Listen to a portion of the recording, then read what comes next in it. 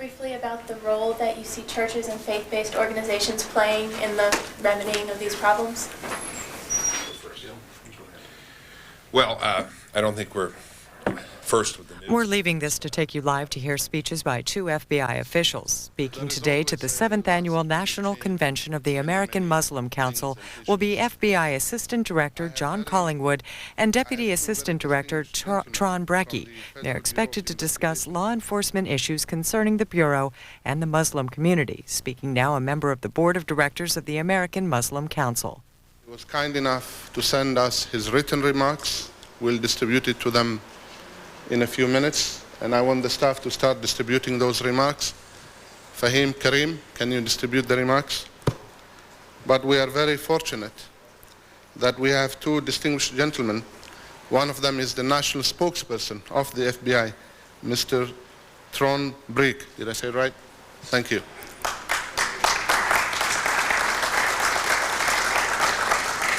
And we have Mr. John Collingwood, the Assistant Director of Public Office and Congressional Affairs.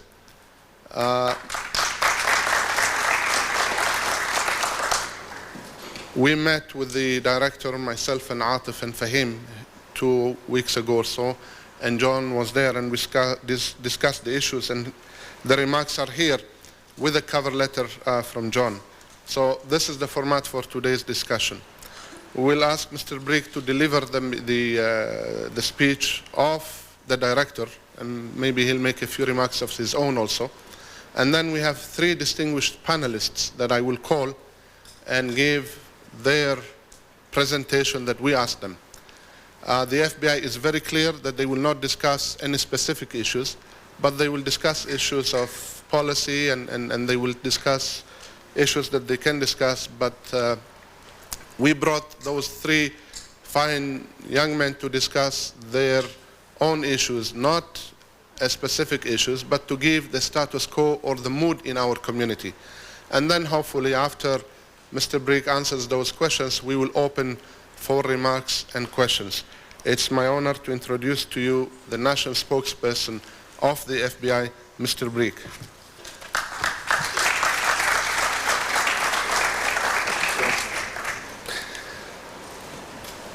Salamu alaikum.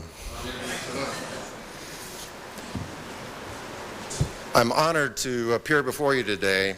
I'm going to deliver the director's message not as well or as eloquently as he can, and I'm sorry that he was unable to attend. President Ramadan, Vice President El Masri, Secretary Alamoudi, Executive Director Hardin, and all the members of the American Muslim Council, thank you for allowing me to represent Director Free and speak to you today at this conference dedicated to the ideal of strengthening our common ground. I believe, applied broadly, this ideal without question is one of the biggest challenges that continues to face America, including those of us in law enforcement. The United States is a great democracy because of the tenets upon which it was founded: that every person is created equal, that certain rights are guaranteed, that everyone is entitled to equal protection under the law, and that the public can only be protected by law enforcement carried out consistent with the rule of law. These rights and freedoms guarantee the individuality of each of us in America, even in times when there are great threats to public safety and national security.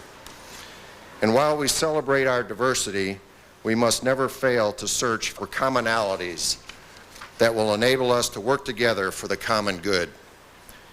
It is a goal that I think we share. After 27 years in the FBI, I am blessed with one of the most rewarding jobs in the world. I am surrounded by people dedicated to protecting and defending the rights and liberties of each and every person in America. We are tasked with ensuring that the laws Congress enacts are enforced fairly and impartially. It is a noble cause, one of the few occupations that daily brings the satisfaction of knowing we are working for the greater good of public safety and national security. It comes with great rewards, but often with great sacrifices. The FBI takes this responsibility seriously, and actively combats intolerance and discrimination. To be effective in this endeavor, we must ensure that our workforce reflects the people we serve. Consequently, the FBI is currently in the midst of the largest hiring effort it has ever undertaken. And with this new hiring, we are actively recruiting new employees from every facet of society. As the languages and cultures of Americans change, we must hire men and women who reflect these changes to assist us in protecting the people we serve.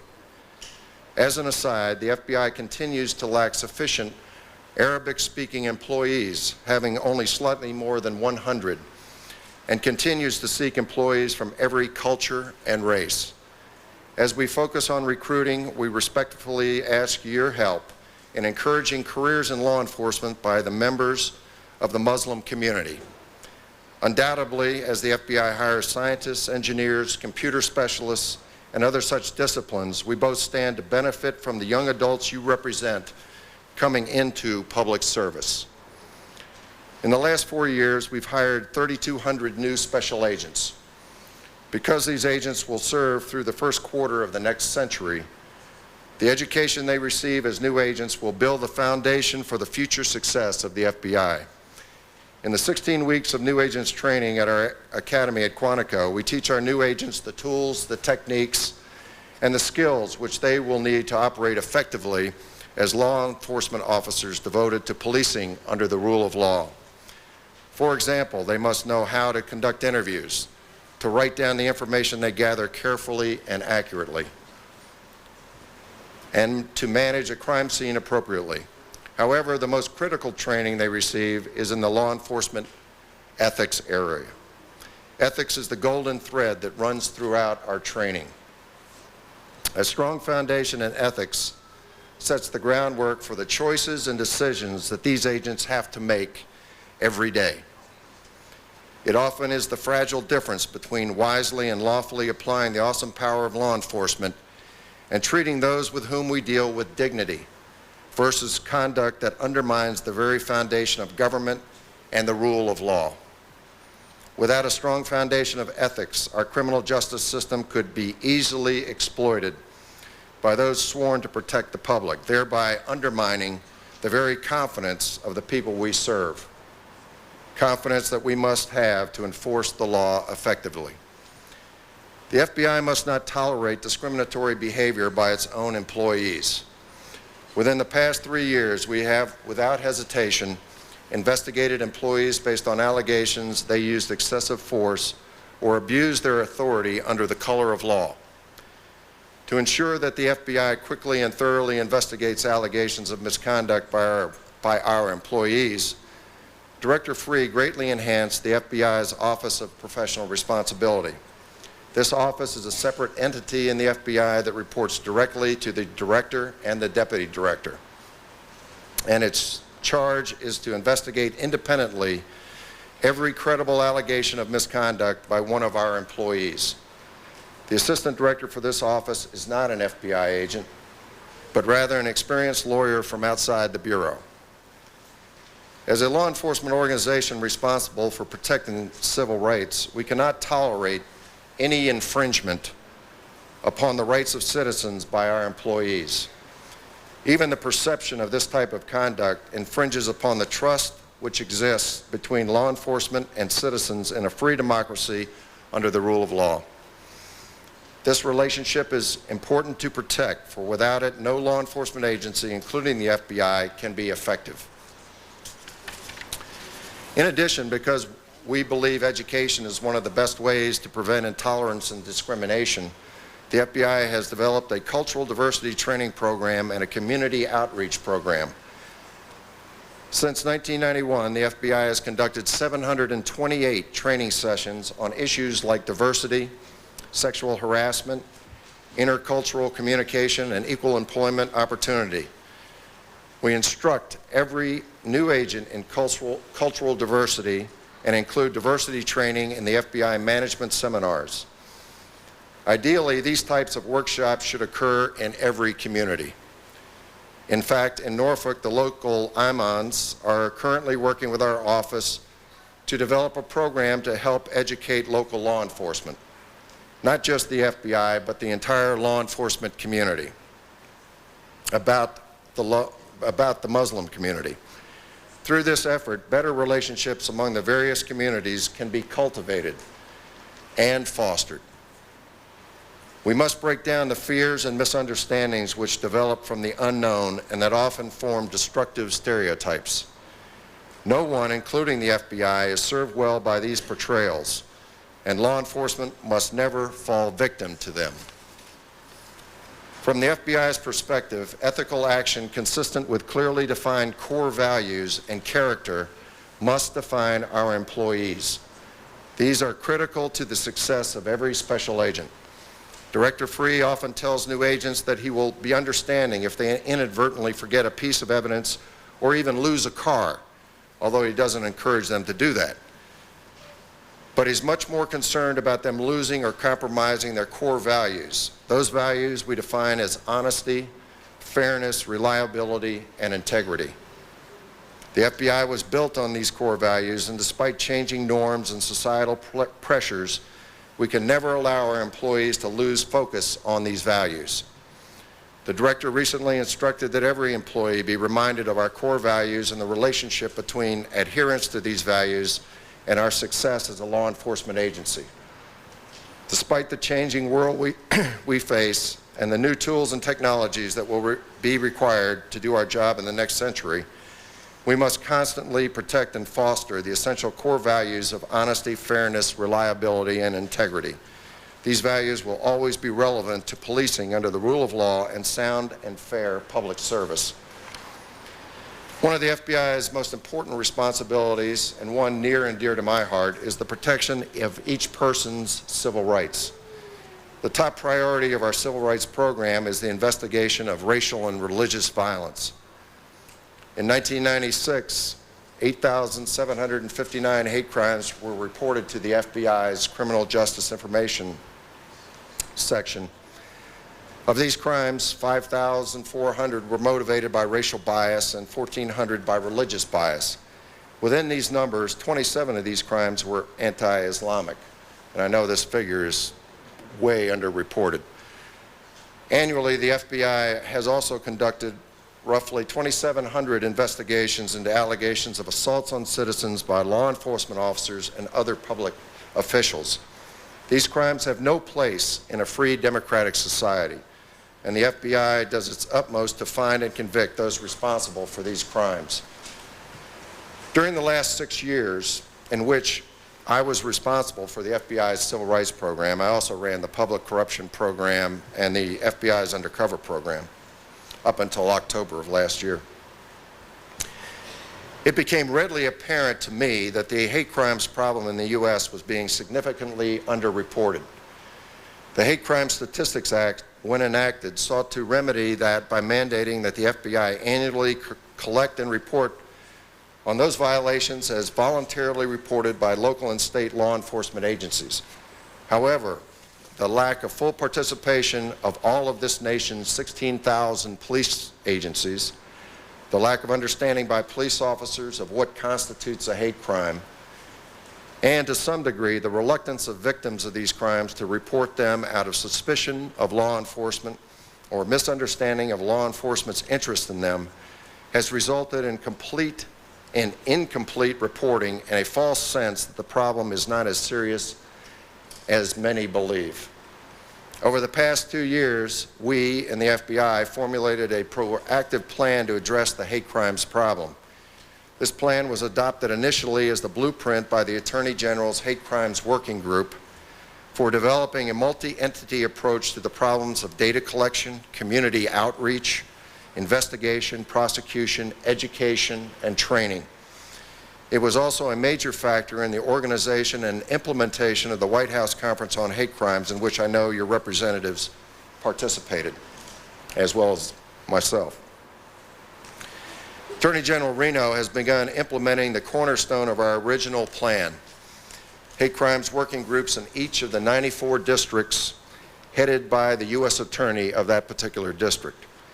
These groups will bring together federal, state, and local law enforcement, and prosecutors with constituency groups representing all facets of society to promote better understanding of each other's concerns, facilitate the reporting and investigation of hate crimes, and promote prevention, education, and training. The FBI recognizes that we need to do much more in the area of civil rights enforcement, and it is only through cooperative efforts with groups such as yours that our goal can be reached. The FBI initiates a civil rights investigation whenever we receive reliable information that a violation has occurred. These investigations must be completed within 21 days, or a report must be submitted every 21 days until the investigation is completed. Frequently, the FBI will also assist or monitor state and local officials as they investigate and prosecute a particular crime to ensure the federal interests are protected. For instance, there was a civil rights violation case in Maryland involving the harassment of an Arab American Muslim family.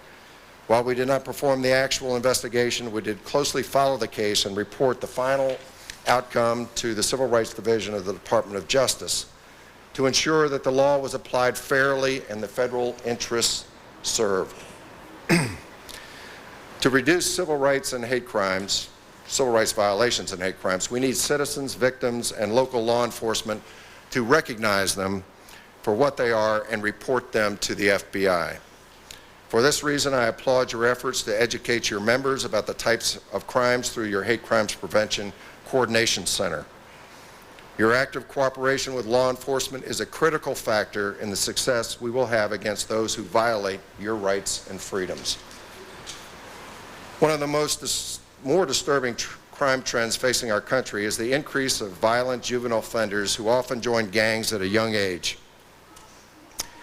As a father of 6 boys, Director Free is personally concerned with the rise of gangs and violence accompanying these organizations.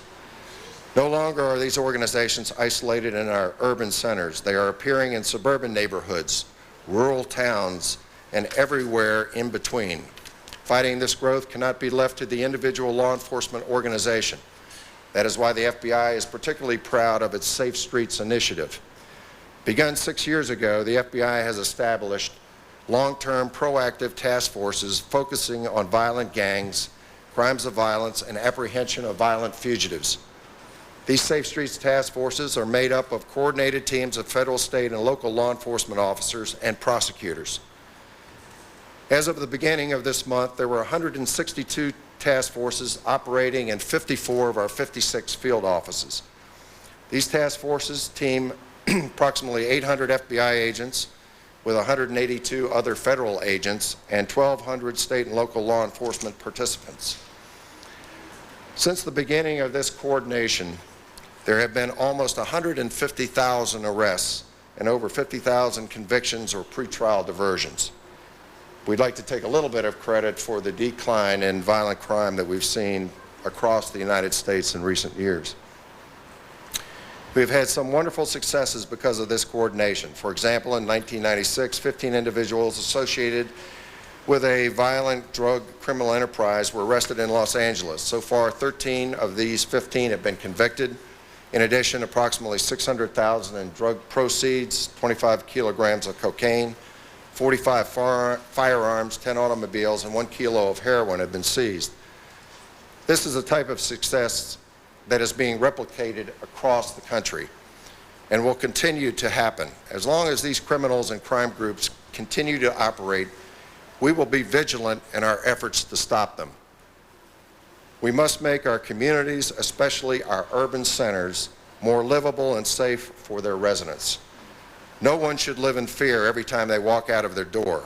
Through our Safe Streets program, we are helping local police and local communities restore civility to our streets and remove the constant threat of violence that these criminals represent. We owe it to our children to do so.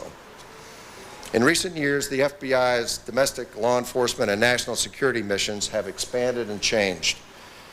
In the first half of this century, the FBI earned its reputation because of our success in response to the advent of interstate crime that swept the United States. As we approach the beginning of the 21st century, the United States now faces the increasing globalization of crime and criminal organizations. This growth in international crimes has been aided by the explosion in computer and telecommunications technology. In a global economy, the United States is increasingly affected by crime originated in other countries. Crimes are not just being committed by locals. They can be committed by someone sitting overseas at a computer terminal. Criminal activities ranging from telemarketing fraud and financial institution fraud to the more traditional drug and organized crime come regularly to our shores. Sadly, terrorism has come as well. The international exporters of crime and terrorism who seek to capitalize on vulnerabilities in free societies and open markets include drug cartels, terrorists, and an array of organized crime groups from around the world. Regardless of origin, these and other international crimes impact directly on our citizens, often violently, and on our economy. Recognizing the increasing transnationality of crime, the FBI has undertaken an international law enforcement initiative. One of the essential elements of this initiative is our legal attaché program. This program actually began before World War II, but we have recently expanded our presence overseas with experienced investigators assigned to key posts around the world. Legal attachés are the FBI's first line of defense beyond our borders. They are part of a permanent presence that is alert to the potential perils around the world. Their goals are simple: to facilitate the international battle against crime and terrorism by establishing critical links with our foreign law enforcement counterparts. At the present time, the FBI operates 32 legal attaché offices around the world, staffed by 82 agents and 61 support employees. During 1997, these employees handled over 19,000 investigative matters ranging from kidnapping to drug trafficking, from terrorism to money laundering, from financial fraud to extortion. These agents and support staff serve as the conduit through which law enforcement information and cooperation flow between the United States and its foreign partners. Some of the most recent offices we have opened are Saudi Arabia, Egypt, Israel, and in Islamabad.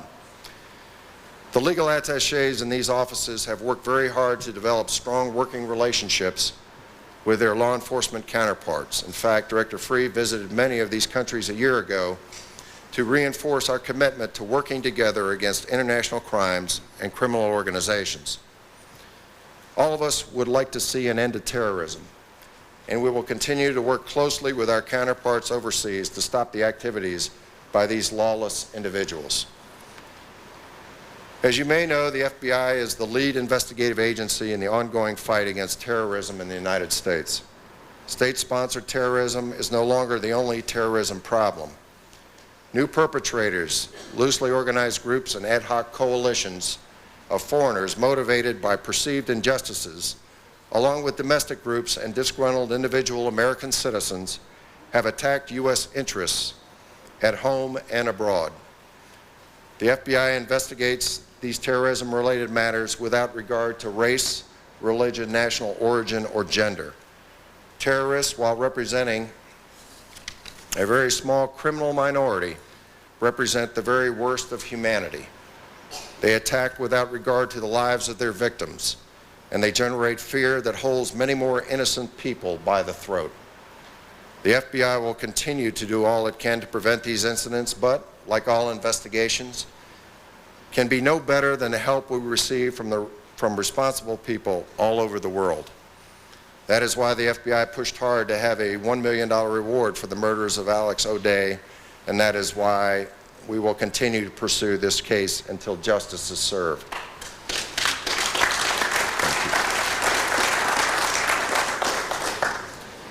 Consistent with your theme today, the FBI has worked closely with the Muslim community on a number of cases. Recently, agents in Arizona worked very closely with members of the Tempe Islamic Center, which received a threatening letter from a group claiming to be a radical Jewish organization. All the perpetrators of this crime have not yet been apprehended. We continue to pursue leads. In another case, FBI agents in North Carolina worked closely with the Muslim community to apprehend two individuals who had made several pipe bombs and were planning to transport them to New York City and detonate them on a crowded subway. Without the cooperation of the local Muslim community, these two may have been successful, and hundreds of people could have been injured or killed. This is the type of cooperation which is necessary to protect all Americans. It is the type of cooperation that local communities give to law enforcement because they are good and responsible citizens who want peace and safety in their neighborhoods. The FBI will continue to work with Muslim leaders across the country to develop mutual understanding and cooperation among our communities. That is why we are here today, and that is why the FBI has been actively pursuing initiatives across the country like the hate crimes working groups. In Dallas, some of our agents recently attended a community outreach dinner with members of the Dallas-Fort Worth Muslim community. In Los Angeles, the FBI has a very strong relationship with the Muslim Public Affairs Council, and our special agent in charge was a participant in their Distinguished Lecturer Series. And in Milwaukee, our agents were recently awarded a special plaque of honor for their contributions and work with the Muslim community by the Muslim American Society of Racine, Milwaukee. These examples in a small way reflect our belief that to protect the public, we must work together. Stereotypes, whether applied to people or government organizations, are often corrosive and fundamentally wrong. We must understand your concerns. You must understand ours. And together we must fight against false perceptions and fight for strong enforcement of civil rights and human dignity. And I thank you.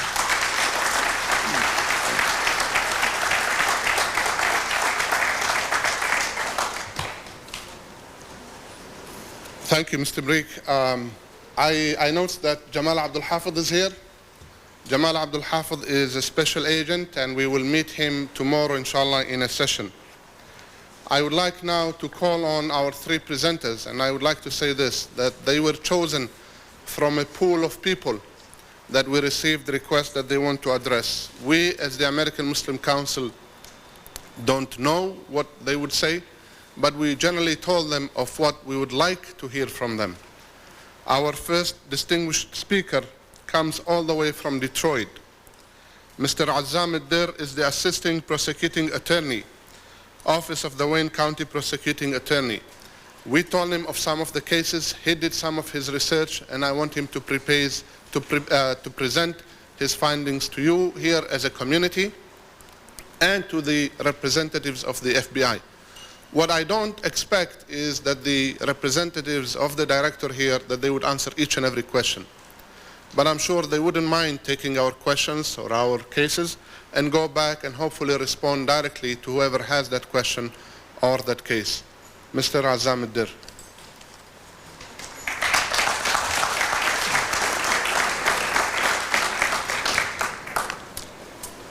Assalamu alaikum.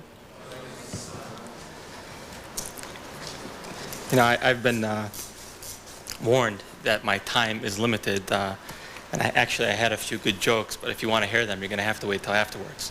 In any event, it's obvious that the FBI is responsible for many good things that we have in society. My main focus today is going to be on some of the actions which may have caused a little resentment in our communities. As an assistant prosecutor, many times during a prosecution, you know that a defendant may be guilty of something, but you may lack the evidence to prove his or her guilt beyond a reasonable doubt. And sometimes this is very hard to swallow because you want to seek justice. But as a representative of the people, one thing I never lose is I never lose sight of crossing that fine line just to get my conviction. And this is something that's very important. Defendants in our country have basic rights because our forefathers, they knew how to strike a balance between the rights of the accused and the power of our government. One of the basic rights that's taught in every constitutional class across America is that a defendant generally has the right to confront the evidence brought against them, and they also have the right to actually cross-examine the accusers. Up until a few weeks ago, I wasn't really involved in issues that concern me today. But ever since I was asked to come to Washington, D.C. and speak, I've read much detailed material on cases which involve Muslims. I must say that as an American, I have great concerns. And as a prosecutor, some of the subject matter that I discovered really makes me sort of ashamed. And as a Muslim, I'm sort of saddened and hurt. The cases that I reviewed, from the information that I can gather, basically share three common features. And in each case, the INS has sought to use secret evidence, which some of you may know something about. And this secret evidence was provided by the FBI against the aliens or the illegal residents. And basically, they're not afforded the right to know what the evidence is, and their attorneys are also denied this right. And in each case, it seems that the charges boil down to some type of protected activity, or at least some type of guilt by association. And what's most troubling is that out of the dozens of people who have been imprisoned or who are having problems, all of them are Arabs and most of them are Muslim. And each aspect of this pattern seems to raise some type of independent, serious constitutional concerns. To lock up a human being based on secret evidence is basically, as an American, is very appalling, because it basically denies an individual the most basic component of due process. As an American, I feel that this type of action is, number one, very un-American, and number two, not necessary. Let me first start by saying that I don't think that there's a person in the Muslim American community or the Arab American community who would say who would say about a person who has committed a terrorist act that that person should not be punished. As a matter of fact, if the evidence is there and it can be proved, we fully support full prosecution of this individual. But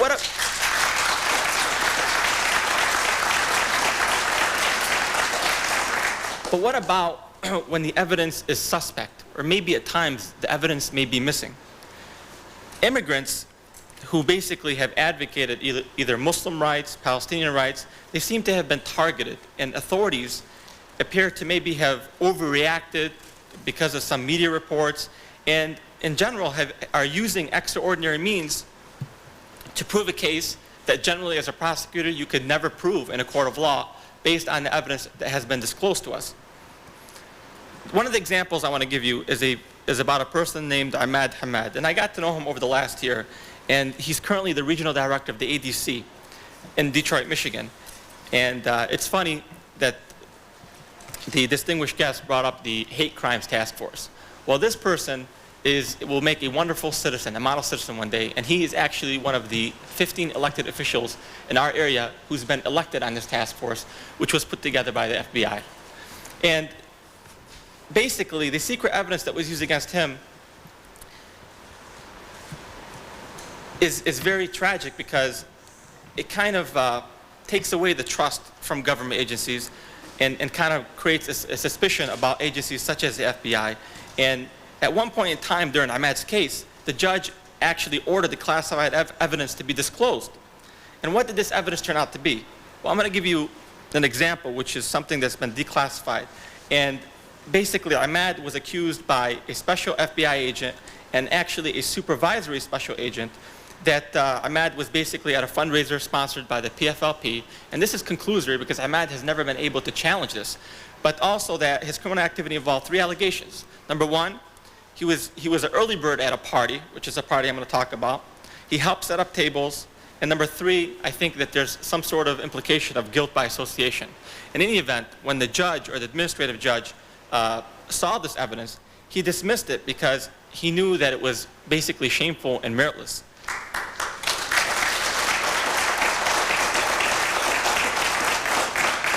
There was 5 photographs attached to this memorandum, which I will make reference to, and I'll explain why they're relevant. But the memorandum reads as follows. Above source, I'm reading parts of it. Above source reported that Hamad was observed on numerous occasions during the evening of February 24, 1985 at a PFLP fundraiser. Although the main activities of the evening did not begin until 8 p.m., Hamad was observed as early as 6 p.m. by source. During this period, Hamad was observed on the stage with musicians and also in the dining area where he helped arrange place settings. Subsequently, when guests began to arrive, Hamad helped direct them to their tables. The memorandum also states that Hamad and approximately 4 other individuals were wearing long-sleeve T-shirts, upon the front of which appeared a PFLP insignia. These individuals, along with Hamad, apparently were also taken direction by those who are apparently leaders of the PFLP. But when you look at the photograph, which was disclosed, it turned out to be a t-shirt which had the Lebanese and Palestinian flag basically curled up together. Had nothing to do with the PFLP. During the later part of the evening, the memorandum continues, donations by the PFLP were solicited. Again, this is conclusory, but it reads that afterwards, the table used for this purpose was removed from the stage by Hamad and another individual. Now, this raises great concerns, ladies and gentlemen.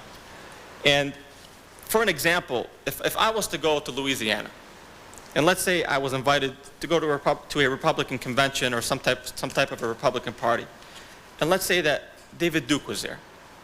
Am I guilty of adopting his views or supporting his actions? Of course not.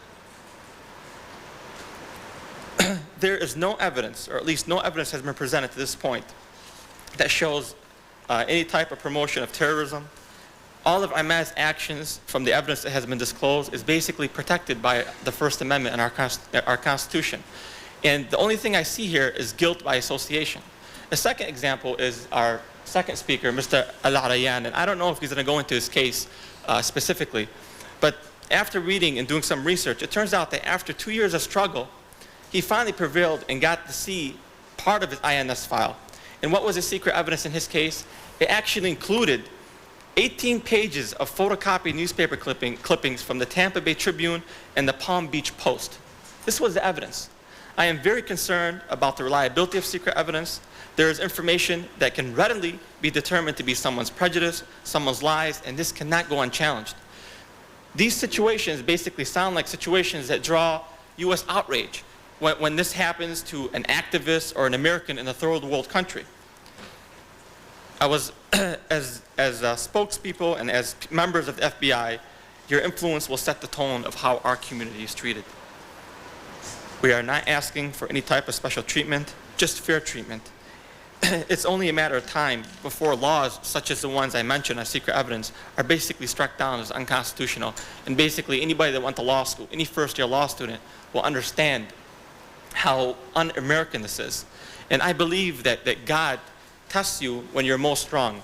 And I believe that the director of the FBI is probably at his strongest point in his life, unless he has intentions of running for president one day. But in any event, I don't want the members of the FBI who sit here today and the director of the FBI to lose the opportunity to do what's right. Arthur Laurie, who's a retired U.S. Foreign Service officer, truly sums up what seems like is happening here. And in a letter to the editor regarding Mr. al-Arian and Mr. al-Najjar's case, he wrote that, quote, I lived for 7 years in a dictatorship. In 2 cases, foreign national employees of the U.S. Embassy were arrested and jailed. Although eventually released, they were never able to find out what the charges were against them. But the arrests have the desired effect of intimidating others from working with the U.S. Embassy. The actions of the FBI and INS border on such tactics, unquote. Ladies and gentlemen, Ahmad Hamad, Mr. al-Arian, Mr. al-Najjar, and dozens of others are all advocates of either Muslim rights and Palestinian rights. And all persons in our country have a right to hold and express unpopular views.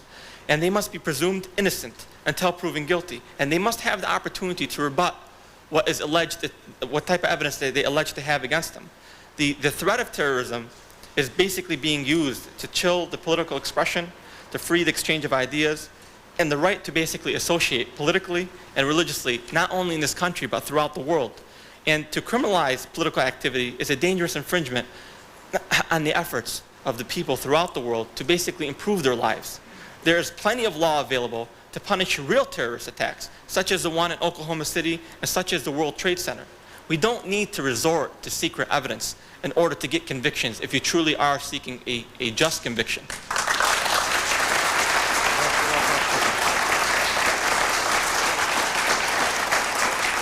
The Muslim American community feels stigmatized in mostly because of obvious rushes to judgment, and you can't really hold anybody accountable for this, any specific person, but because of things like the Oklahoma City bombing and the tragedy of Flight TWA Flight 800.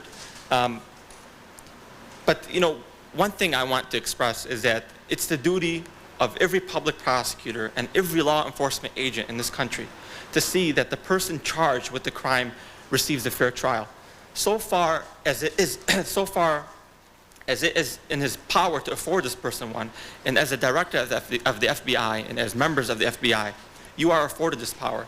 And it is likewise your duty to use your best effort to convict persons who are guilty of crime. And in the charge of this duty, an active zeal is actually commendable. Yet,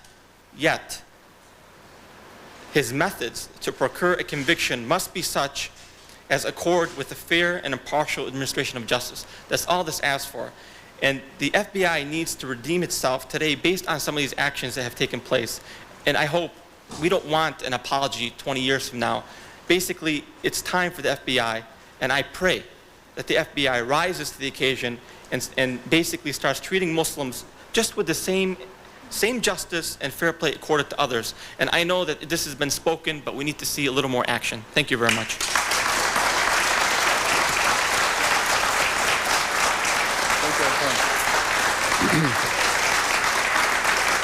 Thank you very much. Thank you very much, Azzam. As they say, only in America you see this happening. My second distinguished speaker is Mr. Kamran Memon. Kamran is an old friend, but he's not here because he's an old friend. Kamran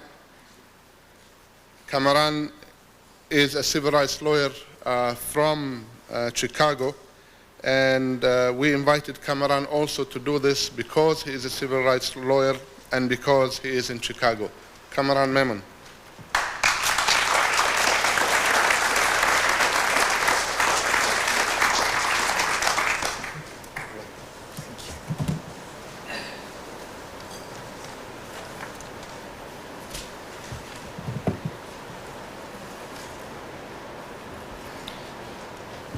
In the name of God, the merciful, the compassionate. Assalamu alaikum.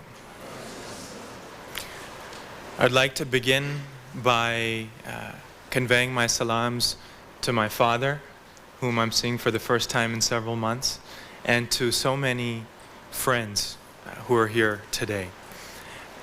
I'm going to present my written remarks as I had written them to be presented to Director Free, had he been able to speak with our community.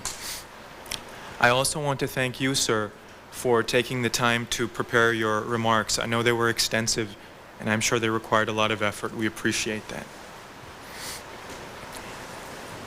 Director Free, I am here on behalf of the Muslim community of Chicago. The community thanks you for taking the time to listen to our concerns. We hope that once you become aware of the problems facing Muslims in Chicago, you will help us. Immediately following the recent seizures of the assets of Muhammad Salah and the Quranic Literacy Institute in Chicago earlier this month, FBI agents began interrogating Chicago Muslims of Arab, Indian, and Pakistani national origins. While Chicago Muslims don't have any objection to the FBI fighting crime and protecting us, we do object to intimidation tactics and efforts to chill the exercise of constitutional rights. In preparation for our meeting with you here today, members of the Muslim Bar Association of Chicago interviewed a number of Muslims who have been contacted recently by the FBI. While our lawyers and law students documented some appropriate behavior by some FBI agents, including calling ahead to make appointments with interviewees and agreeing not to interview individuals until their lawyers were present, we also noted a number of distressing behaviors by FBI agents, including visiting people's offices without prior notice and suggesting to co-workers and clients of the intended interviewee that something was wrong. Knocking on neighbors' doors, supposedly looking for the intended interviewee. Questioning people regarding their views of various organizations. selecting people for interviews on the basis of their donations to religious organizations, refusing to stop asking questions even when interviewees say that they don't want to answer questions without a lawyer present, and making veiled accusations of support for terrorism. Let me give you some specific examples of some negative encounters with the FBI. These encounters appear to be representative of many others. Immediately after the asset seizures, FBI agents made an unannounced visit to the office of an American Muslim computer specialist during business hours and announced to his colleagues that they wished to question him. Justifiably concerned about how this made him look in front of his coworkers, the computer specialist agreed to meet with the agents at the FBI office, accompanied by his attorney. At the interview, the agents asked the computer specialist what he thought of Muhammad Salah, individuals involved with the Quranic Literacy Institute, and Musa Abu Marzouk. Then they asked him if he had ever given money to Muhammad Salah, whom they had, of course, accused of funding terrorism. Next, suggesting that the computer specialist himself might be directly funding terrorism, the agents asked him if he had ever taken any money himself to Palestine or sent any money there. Then they asked him if he supported Hamas, or the Muslim American Society, or the Cultural Society, or the Muslim Brotherhood. It could be argued that these questions intrude on First Amendment speech, free exercise, and associational rights. The FBI's initial visit to his office and the tone of the interview left the computer specialist feeling like he was being treated as a suspect rather than as a law-abiding citizen whose assistance was being sought by law enforcement. Similarly, FBI agents visited an American Muslim doctor unannounced at his medical office during business hours when staff and patients were present. The doctor agreed to answer the agents' questions because their sudden arrival suggested that there was some sort of emergency situation. As it turned out, there was no such emergency. The questions the agents asked could have waited until patients had been taken care of. If it was absolutely necessary for the agents to talk to the doctor at that time, they could easily have called ahead to make an appointment in his busy schedule. It's not as if he was going to run away. He's not a criminal. He is established in Chicago and has strong roots there. The doctor wondered why the agents showed up without notice and during business hours when they knew he would be seeing patients, rather than calling to make an appointment. Could it have been because they were trying to make him look bad in front of his patients and staff? The doctor wondered. Agents made an unannounced visit to the office of an American Muslim structural engineer. After answering a few questions, he told them that he didn't want to speak to them outside the presence of his attorney. That didn't stop the agents. They showed him checks he had written to the Holy Land Foundation and the Cultural Society, and told him that the Cultural Society had contributed to a legal defense fund for Musa Abu Marzouk.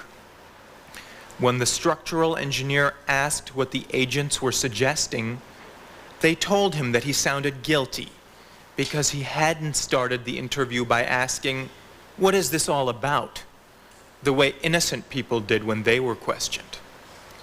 The structural engineer told the agents that he didn't want to answer any more questions without his lawyer present.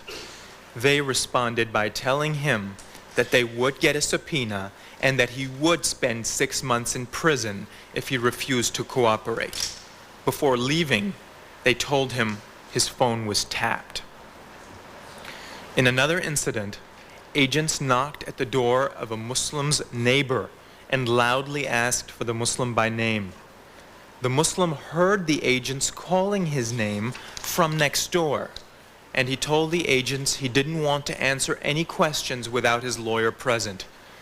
Instead of honoring his wishes, the agents pulled out checks he had written to the Cultural Society and asked him why he had written them. The man believes the FBI got his name and address solely from the checks. He can't think of any other reason why the FBI would have contacted him, because, as he told the agents, he doesn't know Muhammad Salah or the people at the Quranic Literacy Institute. Similarly, FBI agents visited a Muslim software engineer who lives 50 miles away from Muhammad Salah and the Quranic Literacy Institute. He does not know Muhammad Salah or the people at the Quranic Literacy Institute.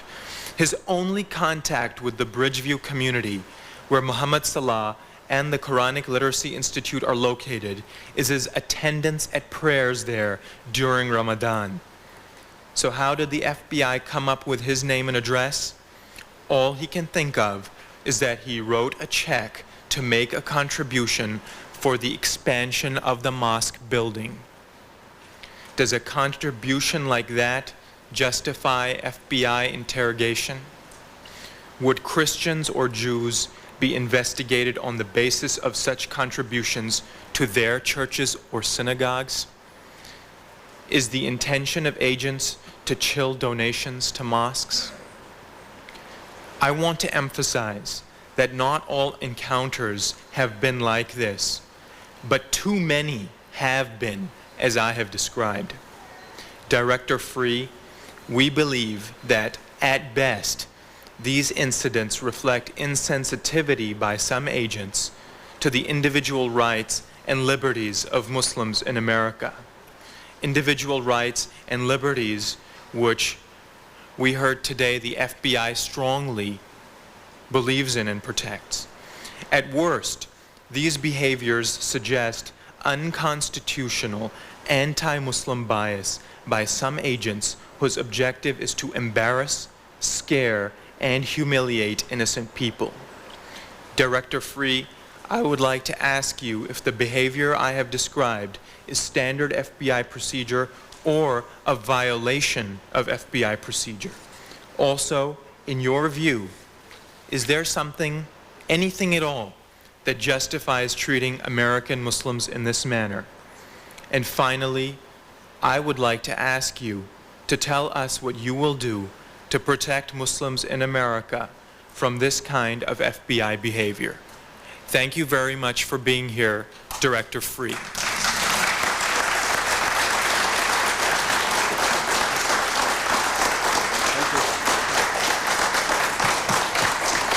Thank you, Kamran. Our final presenter is Professor Sami al-Arian from Florida State University. Professor al-Arian.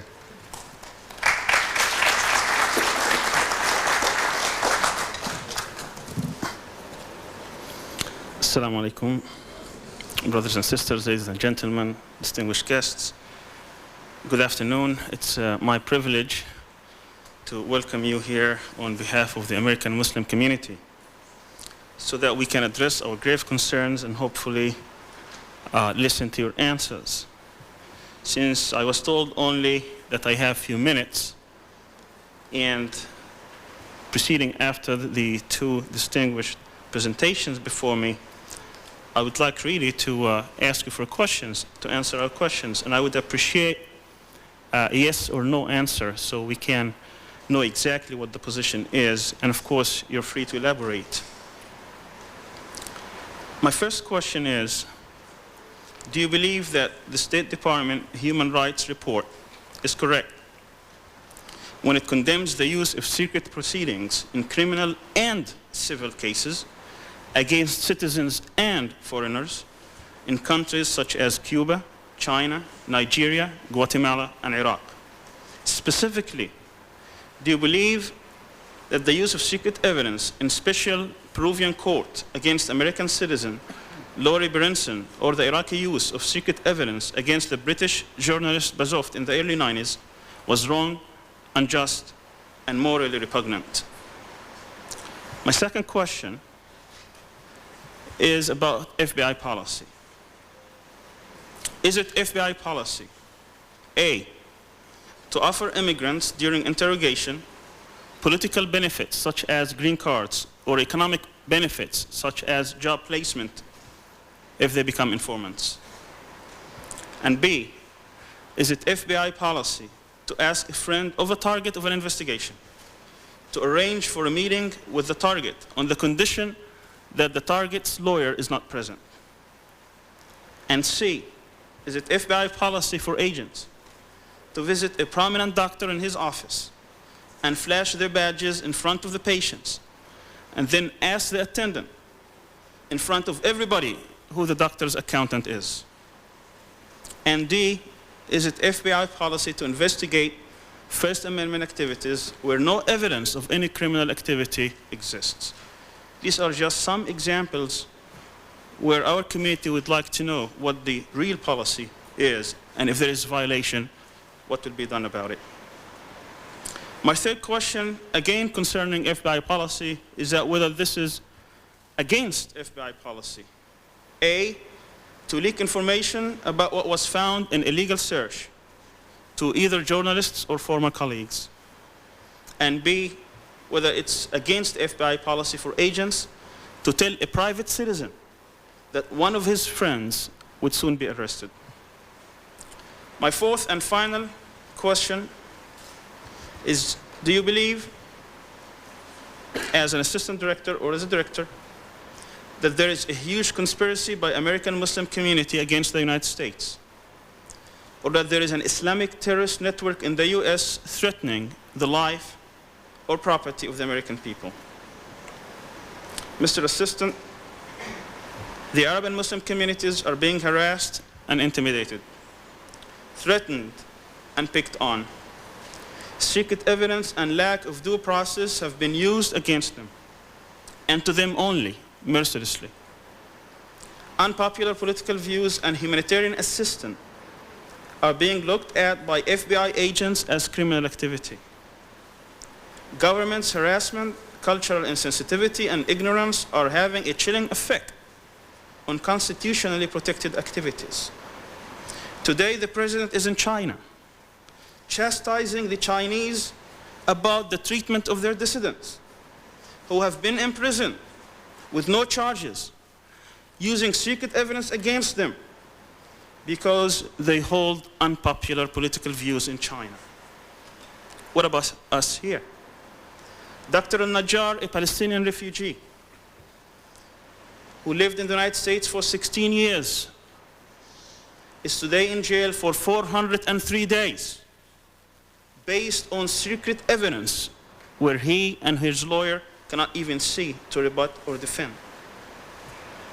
His 3 born American daughters were allowed to see him only 4 times in 400 days. The youngest is 2 and the oldest is 8. 3 of them behind glass window with no chairs. His 2 permanent resident parents were not allowed to hug him except once. Now this is Director Free, who had taken, to his credit, paternity leave to be with his children. And here is an uncharged person, an intellectual, who is in prison today for over 400 days, deprived to give guidance and love to his children. We think this is unfair, unjust, un-American, and unconstitutional.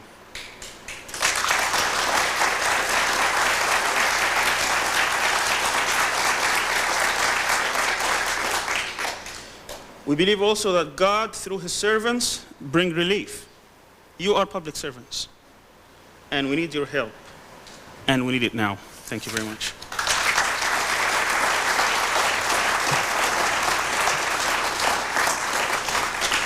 Ladies and gentlemen, we chose these 3 fine presentations so that we can demonstrate to all here of what our community is going through.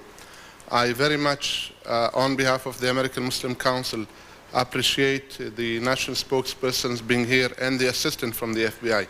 I will give Mr. Burke the opportunity to respond, and then maybe we'll take a few concise questions.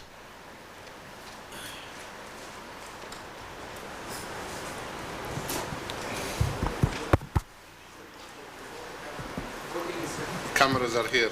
I hope you don't mind. No. Yes, I do, but would it make a difference? Yes, my name is Tron Brekke. I'm the Deputy Assistant Director and National Spokesperson in the Office of Public and Congressional Affairs. First of all, I will answer in a very general sense. Yes, you pay our salaries. We work for you, okay?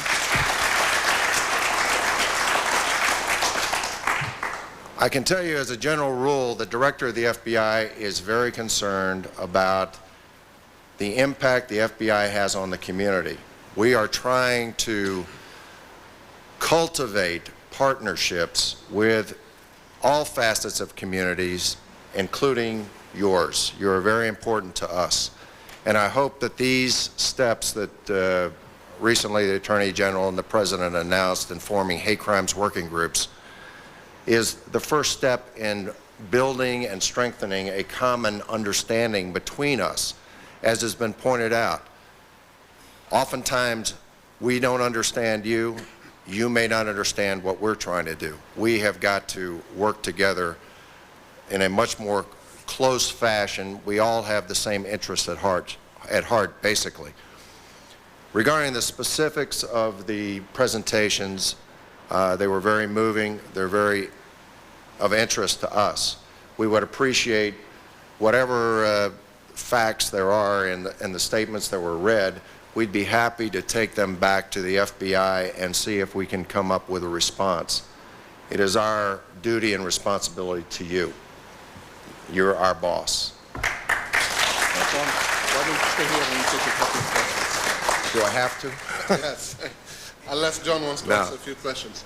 Mr. Nihad Awad from CARE. John, go ahead. If I could just briefly, before we answer questions, make a few comments. These are very legitimate concerns. One of the things that became readily apparent to me sitting here will be readily apparent, or already is readily apparent to Director Free when we take this back to him, and I know he is keenly interested in the issues that are raised here today, is that a lot of concerns in your community have been allowed to build up unaddressed. And what I think is missing is a mechanism to make those concerns come at a more regular rate. I had the honor of meeting with this gentleman the other day, and as did the director, and I know you have been over on other occasions to the FBI. And one of the things I think we need to strive for here is a better line of communication, but more importantly, a more regular line of communication, so that these things don't build up, so that misunderstandings don't be allowed to foster misconceptions and misunderstandings, both on our part and on your part. We have a long way to go as well, and I don't think anybody would disagree with that in the FBI. I was particularly taken by your comments. I, like you, am a lawyer, and the values that you describe in our system and what our forefathers tried to achieve are something that we tried to drill into our new agents through training. The most training they get as new agents is in legal training, so that they understand the delicate balance that needs to be maintained. And these are very difficult issues to work through. We understand that they're very difficult issues to work through, and we try hard. We try hard to live precisely within the law, both in the letter and in spirit. And sometimes our actions are misunderstood, sometimes they're not. But in any case, it's incumbent upon us as an agency to communicate to you as a community what we're doing and why we're doing it, and what we perceive the law permits and what we perceive we're doing under the law, and to hear back from you what your understanding of our actions are, so that we have the opportunity to explain to you what it is we're trying to do. We obviously have a long way to go in that regard. Today is an important step in that. It's not the first step. I can assure you it won't be the last step. And we do, and I'm clearly communicating for the director here, do appreciate very much the opportunity to hear these concerns today. Thanks. Thank you, John. Please raise your voice, state your name, and be concise, please. Nihad Awad. My name is Nihad Awad. I work with the Council on American Islamic Relations, CARE. Raise your voice. Bring another mic here. It's okay. And we appreciate you coming here. We've met with some of you in the past. We've talked about the concerns of the American Muslim community, but something has been in our mind, and we have not heard from the FBI until now. The false arrest of Ibrahim Ahmed after the Oklahoma City bombing was uncalled for, and we believe it was solely based on stereotypes, the ethnicity, the color, and the name.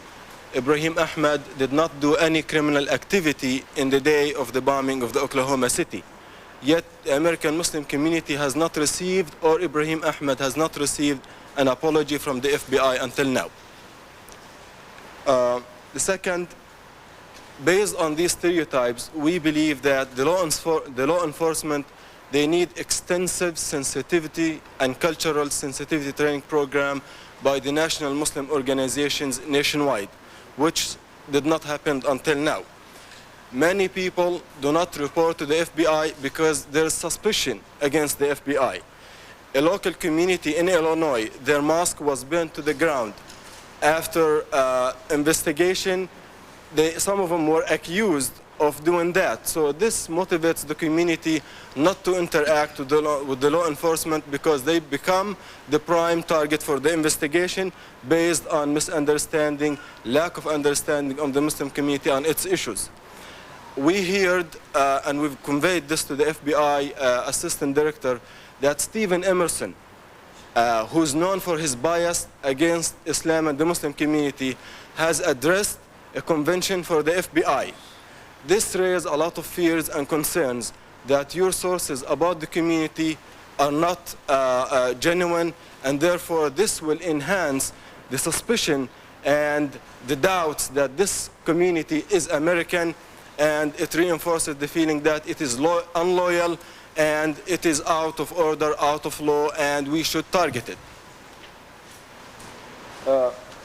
Finally, I would say that we document the civil rights of Muslims in the United States in an annual book.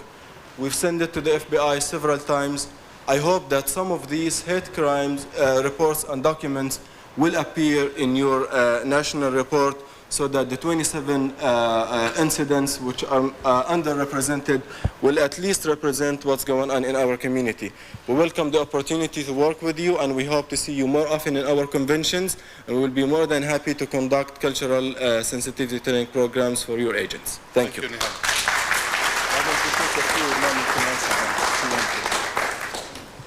Mr. Rumi, please be concise. Yes, very concise. Mohammed Rumi, I'm a member of the American Muslim Council. The question is very simple. It's interesting to hear this concept of legal attaches. I would like to ask you the following scenario, which has been happening with regularity. If an American citizen who has been living in East Jerusalem is evicted from his home and terrorized by the settlers who have migrated from Brooklyn to East Jerusalem with the acquiescence of the Israeli police, is that considered a violation of an infringement on the United States interests? Thank you. We'll take a few and then we'll answer them all. I would like to welcome you, and I would like to just read 2 paragraphs very briefly and very quickly. This is the document for which the community of Chicago is persecuted. This is a court order. The United States of America, the District Court of the Northern Illinois Eastern Division. The plaintiff is the United States versus all the list of assets that were forfeited. I'm reading from page number, it doesn't have a number. Go ahead, It's number 5. Or supposed to be number 1. In any way, it says under item 2, affidavit of Robert Wright. This is FBI agent.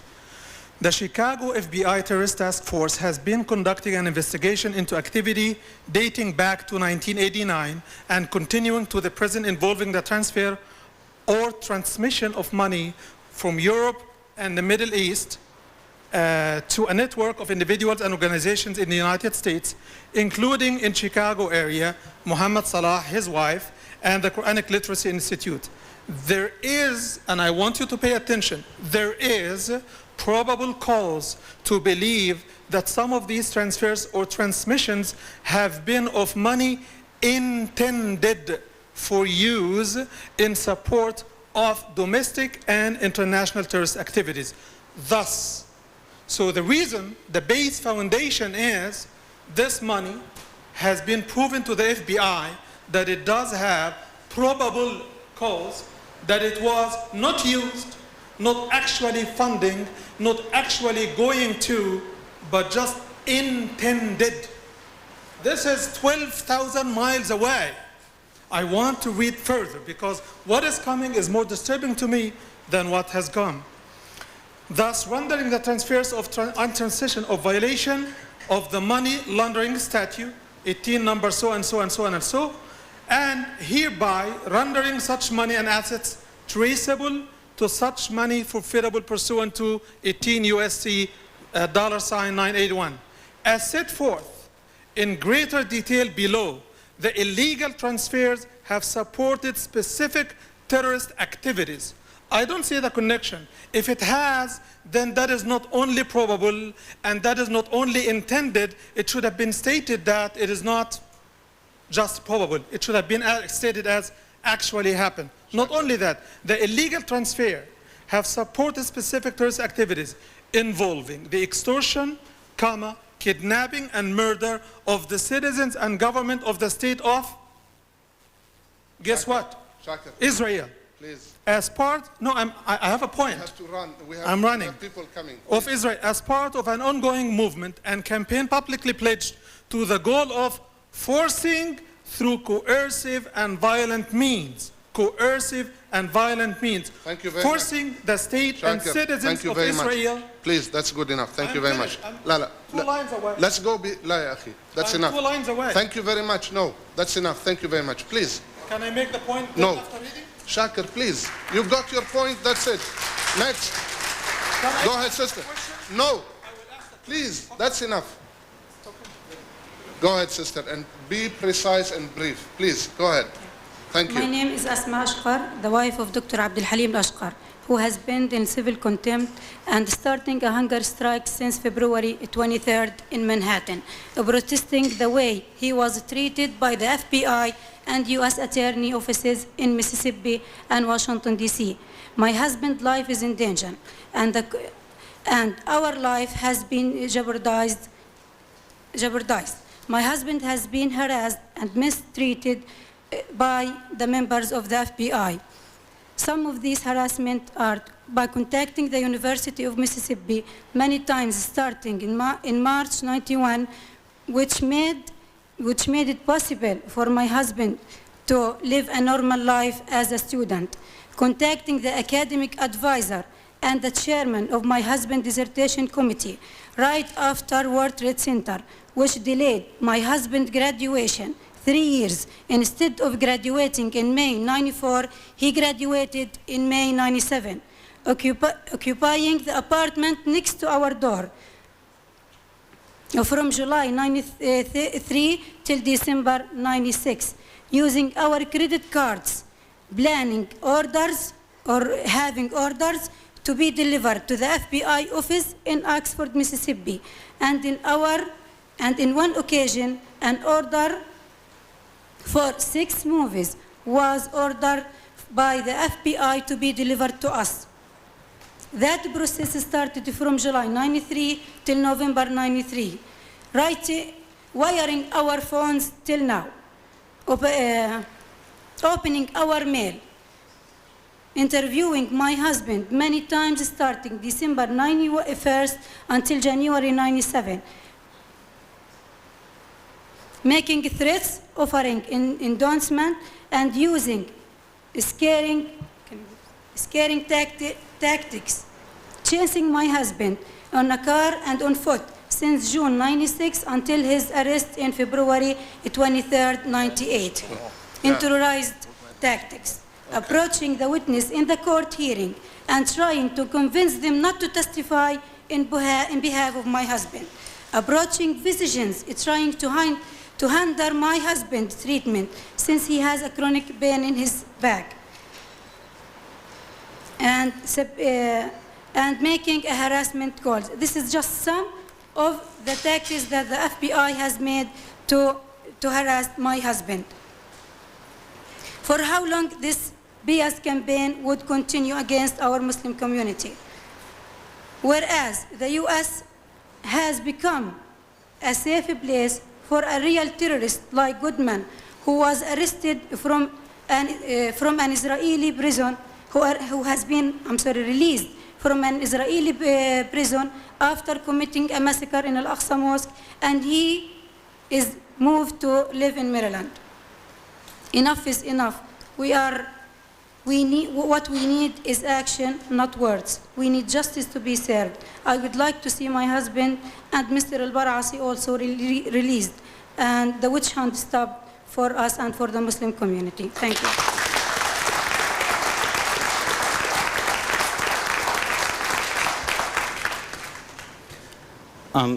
My name is Ashraf Nubani, and I'm an attorney. I hope that you saw the sincerity of the people who have been speaking.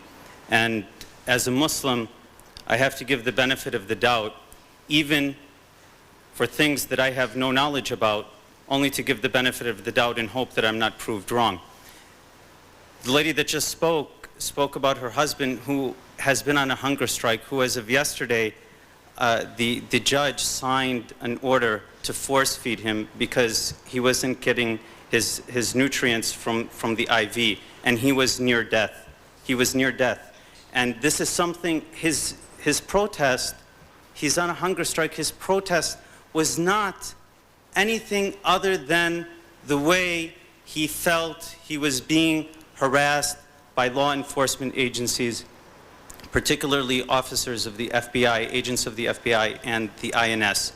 Now, I mean, this person may very well die. And over what?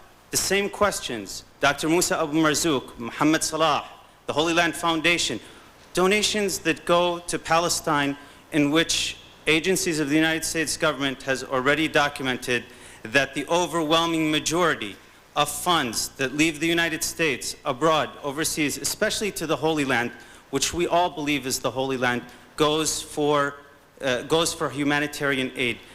No one understands why that's a crime.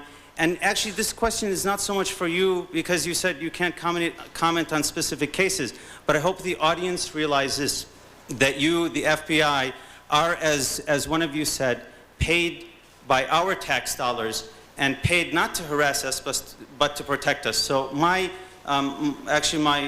question or comment or request is that the American Muslim Council, along with other Muslim organizations, do as you have mentioned, and that is set up a mechanism in which there is communication, so I don't have to live in fear.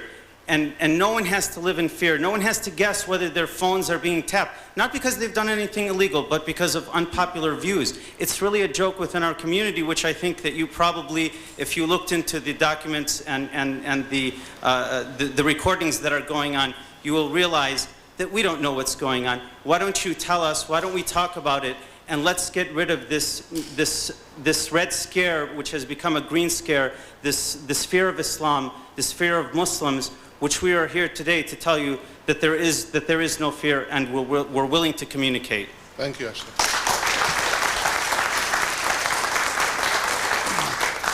Go ahead.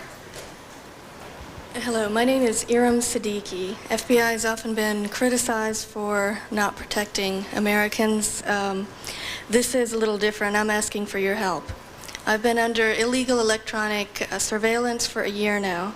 It's by the Department of Commerce, International Trade Administration, Office of Trade and Economic Analysis. There are two issues here. One is a matter of public corruption, and the other is hate crime. I worked in that office between July 7th and September 12th, 1997 as an international economist on U.S. trade negotiations, U.S. WTO negotiations with China. And while I was there, from the first day to the last, and even to today, I have been continually harassed, My home is bugged, my phone is tapped, and they let me know it. They want me to know. After I left the office, while I was at the office, attempts were made to isolate, confuse, exhaust, verbally abuse, and ridicule me. And statements were made in the office that were repetitions of statements I had made in my home, personal comments, word for word with the same intonation and pauses. I left the office. When I left, I was told that I would be followed. I was told that they do this to a lot of people, and that they knew people all over town and I'd never work again. After I left, I made attempts, while I was there, I made attempts to contact equal employment opportunity officers. After I left, I made another attempt to do so. After I called the the Office of Civil Rights of the Department of Commerce, I started hearing clicks on my phone.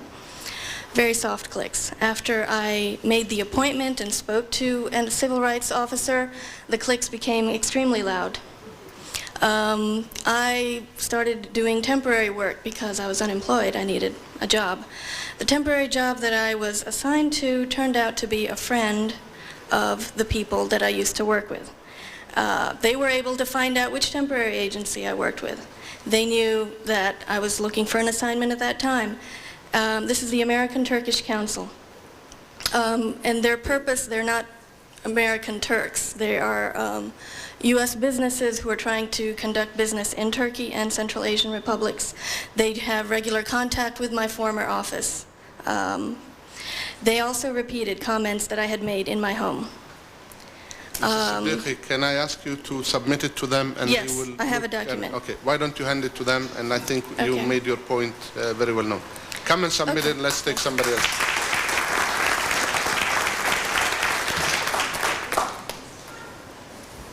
My name is Eric Vickers, and I'm an attorney. I see a historical parallel here. In the 1960s, when African Americans were seeking their full civil rights and seeking empowerment, the FBI was more an enemy than a friend. The FBI, by trying to link Martin Luther King and the other civil rights leaders with communism, tried in every way to sabotage and to undermine the civil rights movement.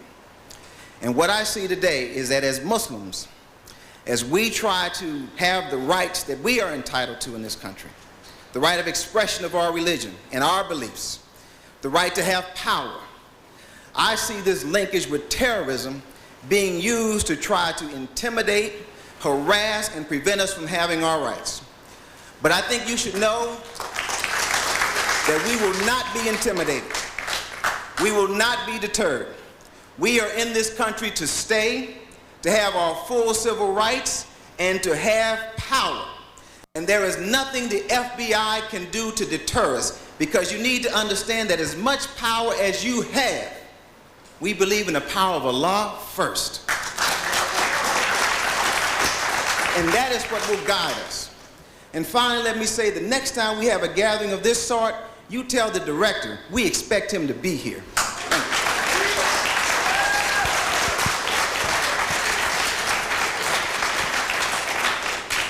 Gentlemen, thank you very much for coming this afternoon. My name is Junaid Afiq, I'm an attorney from Chicago. I have a scenario very brief. Put the other mic on it. Both mics, please. I have a scenario very brief to present to you, and I would like to know whether or not it is standard FBI policy to proceed in this manner. 2 years ago in Chicago, an imam from the Muslim community in the north side of Chicago was brutalized. The mosque was desecrated by the Chicago Police Department. Charges were brought against him for assault against police officers, and subsequently he was vindicated. A few months after the vindication in the criminal trial in the state courts of Illinois, the FBI approached me, his attorney, to let us know that the FBI was initiating an investigation pursuant to Section 1983 of the, for civil rights violations. It has been over 1 year, and the only time we have been followed up with, contacted, was to find out if my client, the name that he used was an alias, or if in fact that was his given name. That has been the only contact that we have had in over a year from the Federal Bureau of Investigation after they had initiated an investigation. And I ask you this question because in your comments, you had stated that there is a policy written that an investigation will be completed in 21 days, otherwise written reports will be submitted until that investigation is completed. And so my question is that standard policy? Thank you. I can answer that real quickly. In that particular case, it may well have been submitted to the Civil Rights Division of DOJ. Oftentimes there is they have 20-something attorneys, line attorneys that work at the Civil Rights Division. Oftentimes they have a large backlog before they can review our investigation. They have people that if you call and ask them, they will tell you the status of the case. I suggest that you do that. Okay. Thank you. Mr. Zaidi, I know you will hand them something, so please be precise and concise and quick. I will be precise, and it will not get to the point where you have to interrupt me. But just give me a couple of minutes. Go ahead. I just want to share some information for the benefit of all of us. The lady here said that she was being illegally tapped. No, I don't think she was being illegally tapped. There is something called the main justice, which both of you should know. There are 3 judges sitting there whose names and faces nobody knows. Any agency can go to those 3 judges and obtain a tap order. The person who is being tapped doesn't know, he is not represented, so technically the law is abided, and when President Clinton says that we have to learn from China too, this is what he's learning. Now, I think that you have made a very good proposal about the miscommunication and bridging the gap. I would say that the FBI, if it has already not done so, put out some kind of literature or brochure to make us understand how do you operate. Now, take the example of a police station. I can walk into a police station and say whatever I have to say.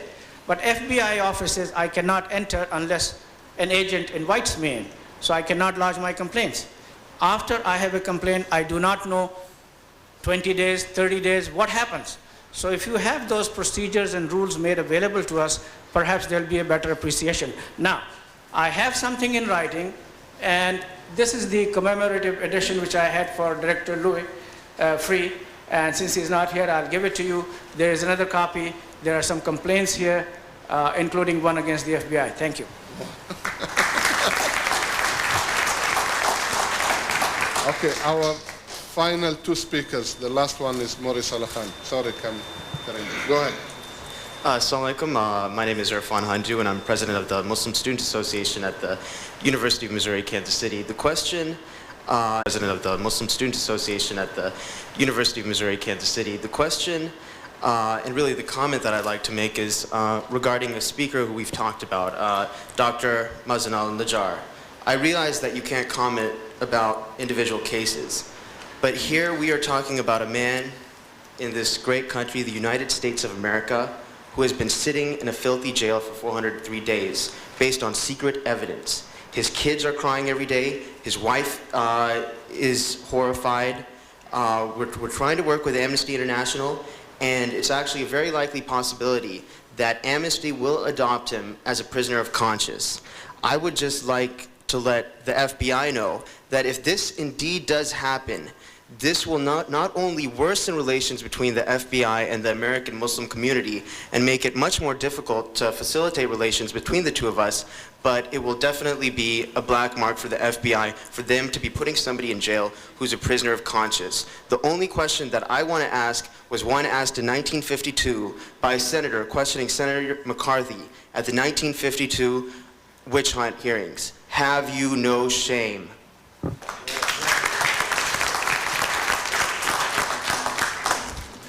My name is Maurice Al-Khan. I'm with the Peace and Justice Foundation, the Coalition Against Political Imprisonment, the National Association for Police Accountability. I'm also a supporting member of the AMC and CARE. First of all, I want to thank the AMC for having this panel. It's very important. The questions that I'd like to put to you is, number one, we've had an unfortunate history with the U.S. Congress being involved in witch hunts, probably the most well-known of which is the so-called McCarthy period. We also have, with the FBI, an unfortunate history with programs like COINTELPRO. America has political prisoners, and many of the political prisoners that are still locked down are a result of COINTELPRO. I don't see much, and this is my question, can we expect there to be anything to come out of this session today in terms of addressing these issues, these political prisoners that are already have been locked down for over 20 years? Many of these are Muslims, I should let the audience note. And then the new political prisoner who is disproportionately Muslim, Dr. Abdel-Halim Ashkar, Anwar Haddam, Sheikh Omar Abdurahman, and many others along with them. We're concerned about this. We're concerned about this with respect to what America theoretically is supposed to stand for. You know, the Senator Fulbright, the late Senator Fulbright said there are two Americas. And we're concerned about the better America becoming better by virtue of living up to the ideals surrounding this creed. I'd like to also say to the Muslims that we have got to begin to really organize and stand up for our rights. You know, I say this very passionately. Too many of us are too reliant, overly reliant on organizations to do what we as individuals are supposed to be doing. Our masajid are supposed to be addressing these issues, helping to organize around these issues, and we're not. So until we do what the Prophet ﷺ said it is incumbent upon us to do, which is when you see an evil action, change it with your hand. If you cannot do so, with your tongue. If you cannot do so, detest it within your heart, and that is the weakest of faith. Until we get to that level of actual application of Islam, we're going to continue to suffer and continue to moan and groan over issues like this. But we have the power. Let's use it. Thank you.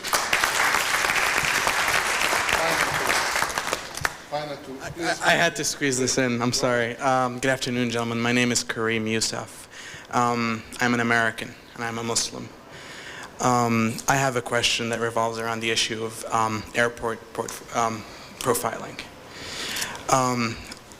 I was born in Cairo, Egypt, but I grew up in Columbus, Ohio, and Pennsylvania, and Virginia. Why do I have to face the same problem that I face when I go to Cairo because I hold an American passport? They keep me there in a line or in a room for about 2.5 hours maybe. And then when I come here as an American with an American passport, I sit in a room for 45 minutes to an hour. Why is that? Thank you, Karim. This is not FBI business. Go ahead. Our final speaker, Osama Jamal from Chicago. Well, you already introduced me, so I don't have to do that. I have two comments. One, you did say that the policy of the FBI is not to harass or intimidate, or there's a procedure to conduct interviews and do investigation. And we believe in Chicago, the day that the document was introduced and the seizures was introduced to a massive interview and visits to a Chicago Muslim community has been done all in one time. More than 50 to 60 people been visited, and each person was visited by more than one FBI agent. I don't think this is the work of one that could have misbehaved or overlooked the procedure, but this seems to us, and I hope it is not, but it seems to us that this is very well designed to intimidate and harass and threaten the community, because it all was done when the document was revealed and the press release was made and the media was all over the mosques in Chicago. So we hope that you pay attention to this and look into it, because we are quite concerned, and that is definitely is not going to help work out any problems in the future. The other thing is, we believe that the FBI and other government agencies been relying and using anti-Muslim resources and organizations organizations to feed them the information. And that is what's creating the animosity and the distrust between the Muslim community and some of the government agencies. We hope that you pay attention again to this and work with Muslim organizations. When you wanted to know the information about a certain group, you better get it from the source and not from a distorted source of information. And thank you.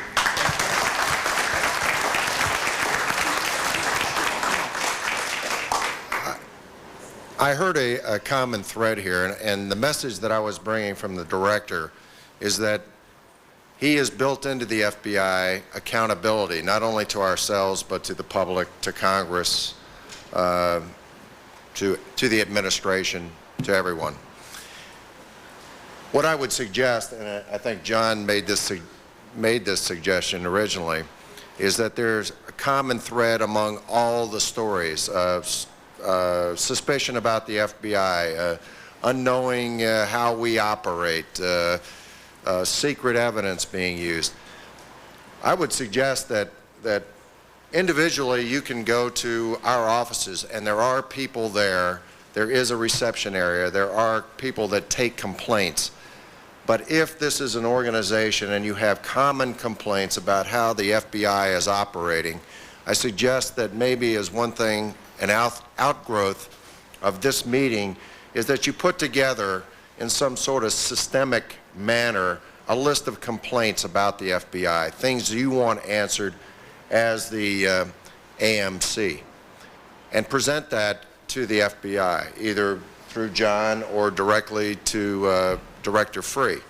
I mean, we do have an interest in being partners with you. You are members of our society, and hopefully we are part of yours, and we have to understand each other better.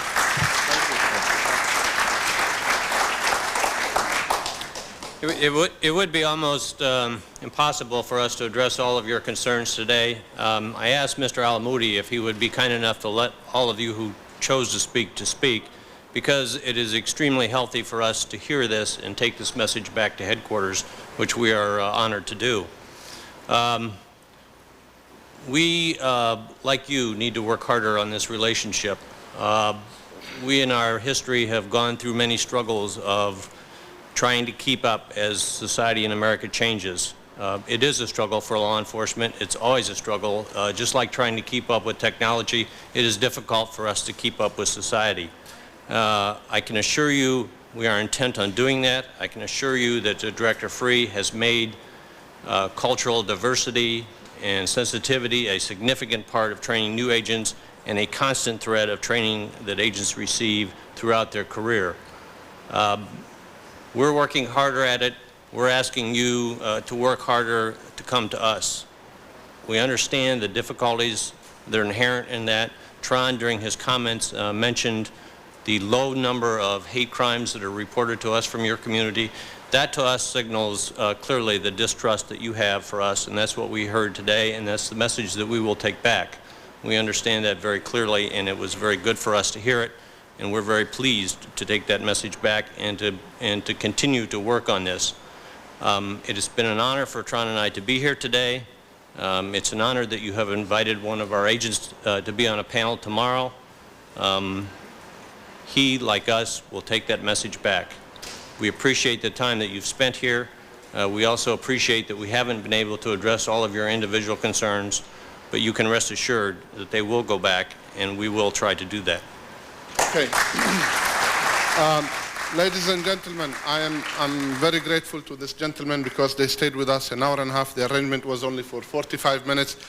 We thank them for that, but I'd like them to know and you to know that we designed this panel for our community to come out with the hope that the FBI will do what they will do. So thank you very much, and let's give them a big round of applause. Thank you very much. Thank you. We will start our next session at the hotel at 6 o'clock, so let's see you there. Thank you.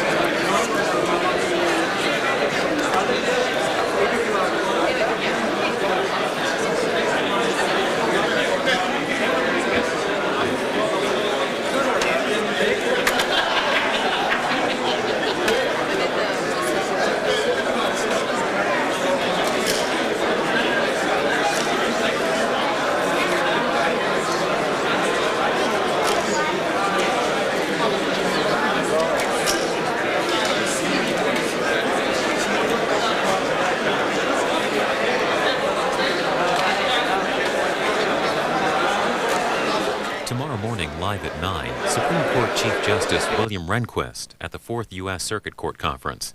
He's expected to discuss the major decisions of the court's past term. Our live coverage